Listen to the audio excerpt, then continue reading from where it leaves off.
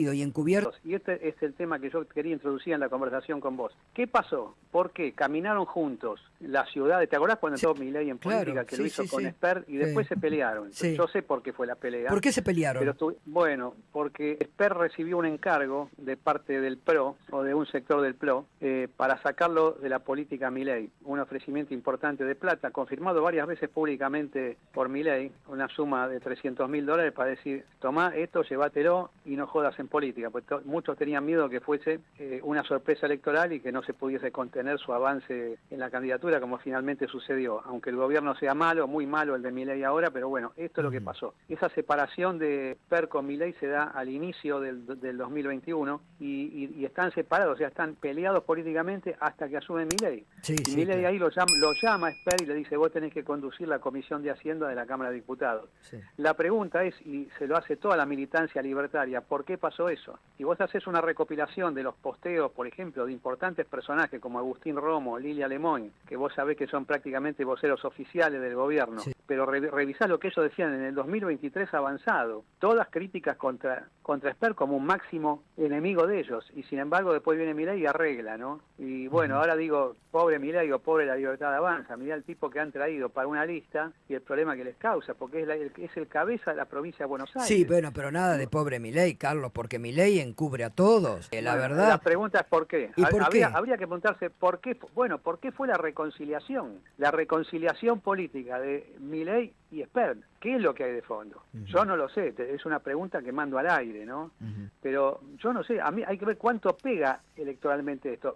Primero, Gato, ¿va a seguir siendo candidato o no? La sensación o la información que Bueno, él dijo que sí, él dijo que sí, el presidente lo sostiene y el presidente anoche sacó un tuit, otra vez convalidando, además ya están impresas las boletas, ya va a quedar él ahí en la boleta, así que... Pero normalmente uno diría que Esper en la cabeza de lista de la Libertad de Avanza, provincia de Buenos Aires, es un piantavoto, ¿no? Pero no obvio, creo que sea un atraedor de votos. No. Y vos sabés que se eligen por la provincia 35 escaños en total. Sí, bueno. Y la Libertad de Avanza pensaba meter 14, 15, hasta 18. Pero yo creo que con esto van a ir para abajo fuertemente, me parece. Ahora, Carlos, vos que conocés bien el entramado. A ver, volvamos al inicio.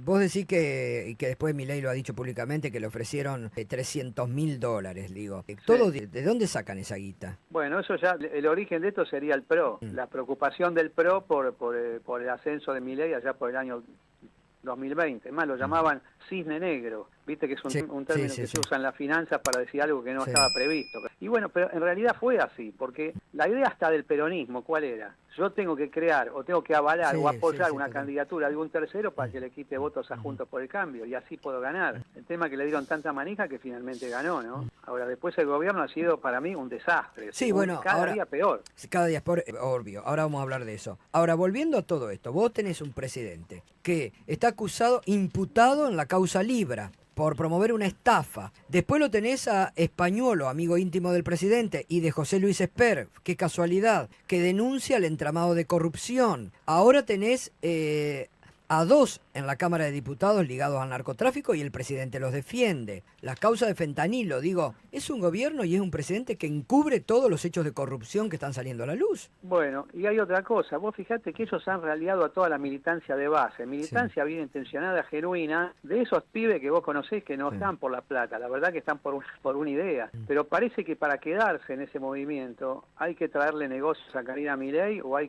que pagar plata o hay que ser una persona que está en alguna cosa rara, porque todos, absolutamente todas las primeras líneas que han quedado están relacionadas con hechos de corrupción, ¿no? Claro, y muchos que se fueron. Diego Giacomini, vos, Kikuchi, todos... Giacomini la verdad que es un tipo ultra honesto, es imposible que el tipo robe algo, ¿no? Y él siempre tuvo sospechas del entorno que tenía Milei, entorno que al final resultó alguna cosa propia, por la función que tiene Karina en esa trama de corrupción tremenda, ¿no? Claro, totalmente.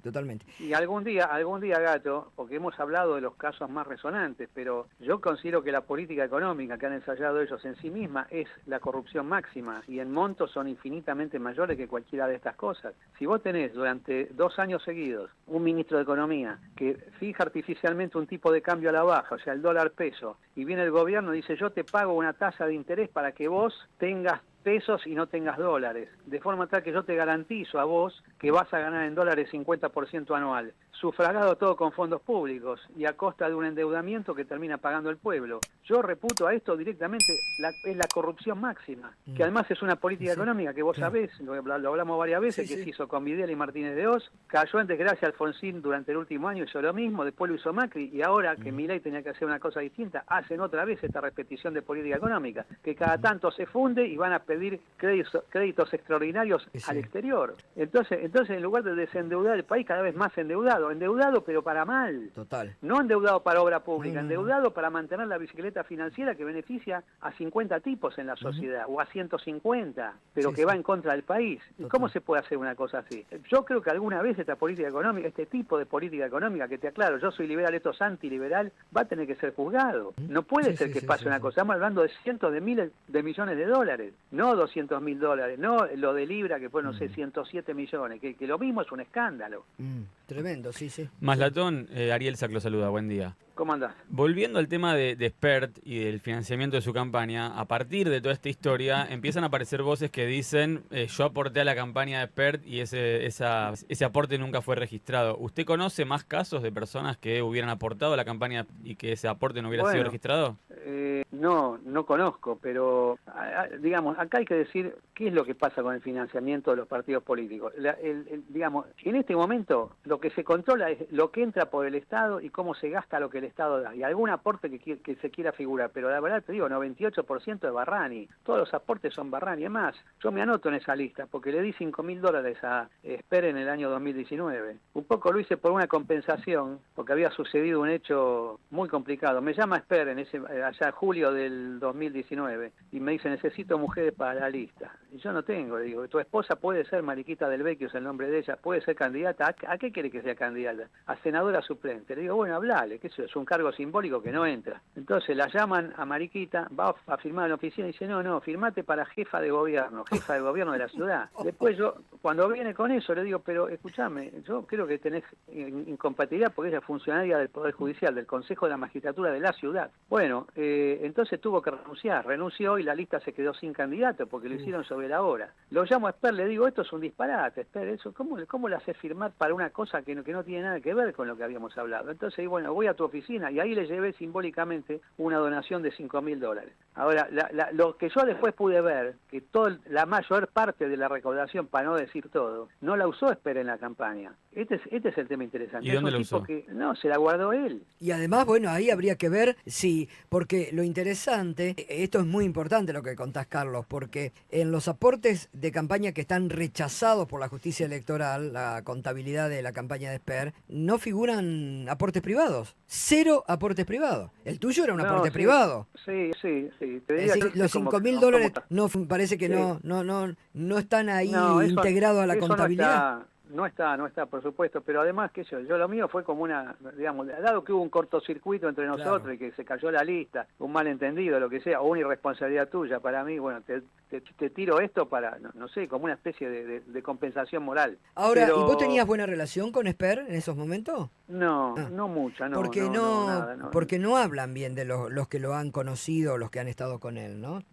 Nunca fue amigo mío y después de ese incidente, menos todavía. En el año 2020, cuando fueron, ¿te acordás todo el tiempo que se hacía muchos Zooms a la noche, viste? Porque la gente no podía salir. Sí. Bueno, entonces yo tenía un Zoom, hablamos mucho de eso. Y la conclusión es que Esper en esa campaña del 2019 fue a menos al final. Y dijo, yo me estoy encontrando acá con valijas impresionantes de plata, me la quedo yo. Y es conocido que después se la gastó en cosas personales, ¿entendés? De hecho, por ejemplo, Lilia Lemón, la famosa Lilia Lemón, experta en salir en la tapa del diario, lo criticó en esos años, 20, 21, 22, hasta 23, con lo peor, porque ella sí había sido una chica importante en la campaña, de hecho era la que presentaba los actos, ¿no? Claro, sí, bueno, y ella denunció en ese momento, y lo ligó al narcotráfico, con el famoso hecho de la camioneta, y dijo que robaba plata, dijo que se quedaba con la plata. Sí, exactamente. El problema que tiene es que para mí descubrió en un momento de su vida, yo creo que 2018, 19 por ahí, dice, qué interesante que es la política. Hago quilombo, hago declaraciones,